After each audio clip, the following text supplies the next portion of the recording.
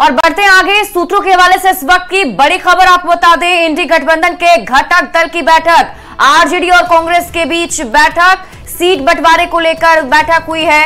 मनोज झा और अखिलेश सिंह इस बैठक में शामिल हुए। मुकुल वासनिक के आवास पर यह बैठक हुई। आपको बता दें, कांग्रेस की 12 से अधिक सीटों पर दावेदारी है। तो इस वक्त की बड़ी खबर आपको बता रहे, इंडी अलायंस से जुड़ी हुई बड़ी खबर सामने आ रही है। संवाददाता संजय कुमार अधिक जानकारी के साथ जुड़े हुए हैं। संजय, अब इस पूरी बैठक के बाद क्या कुछ निष्कर्ष निकलकर सामने आ पाया? कांग्रेस तो अब 12 सीटों की डिमांड कर रही है।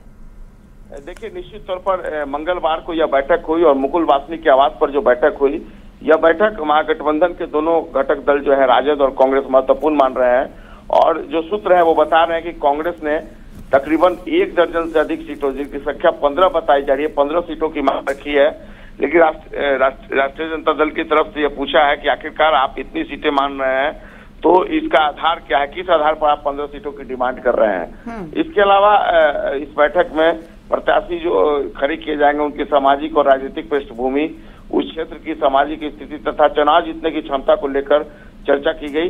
कांग्रेस सूत्रों का कहना है कि बैठक में सीट बंटवारे पर अभी कोई सहमति नहीं बन पाई है, इसलिए जल्द दोबारा बैठक होगी। बैठक में अब जो बात तय हुई है उसके आधार पर, लेकिन सबसे बड़ी बात है कि राष्ट्रीय जनता दल के नेता जो बैठक में शामिल थे, राष्ट्रीय प्रवक्ता मनोज झा या फिर जो कांग्रेस के नेता हैं, उन्होंने बैठक को सौहार्दपूर्ण बताया है और कहा है कि आगे के लिए रास्ता साफ है और आगे जल्दी ही एक फिर बैठक होगी। चलिए संजय, आप इस पूरी खबर पर नजर बनाए रखिए। बहुत बहुत शुक्रिया तमाम जानकारी के लिए। राज्य से बड़ी खबर, अंबा प्रसाद के आवास पर छापेमारी खत्म हुई। करीब 18 घंटे तक में ईडी की वहां पर टीम मौजूद रही। कई दस्तावेज और डिजिटल उपकरण भी जब्त किए गए हैं। वहां से वैन का बायोमेट्रिक संदूक साथ ले गई है ईडी। रांची, हजारीबाग और मुंबई में छापेमारी की गई है। अंबा योगेंद्र साव के करीबियों पर दबिश दी गई है। तो बड़ी जानकारी अब तक पहुंचा रहे हैं। बड़ी खबर है, रांची से करीब 18 घंटे तक वहां पर ईडी की टीम मौजूद रही। तो अंबा प्रसाद ने कई सारे आरोप भी लगाए हैं। अंबा प्रसाद ने आरोप लगाया है कि बीजेपी के दबाव की वजह से ये सब कुछ हो रहा है। हजारीबाग से चुनाव लड़ने का दबाव था, नहीं मानने पर चतरा से लड़ने का भी दबाव दिया गया।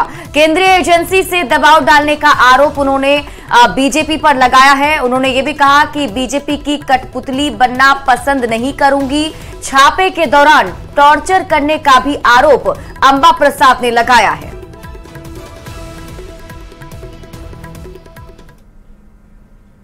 पटना के गोपालपुर थाना क्षेत्र में शादी समारोह के दौरान में फायरिंग का एक वीडियो सोशल मीडिया पर वायरल हो रहा है और बताया जा रहा है कि कुख्यात अपराधी सूरज गोप की हत्या का आरोपी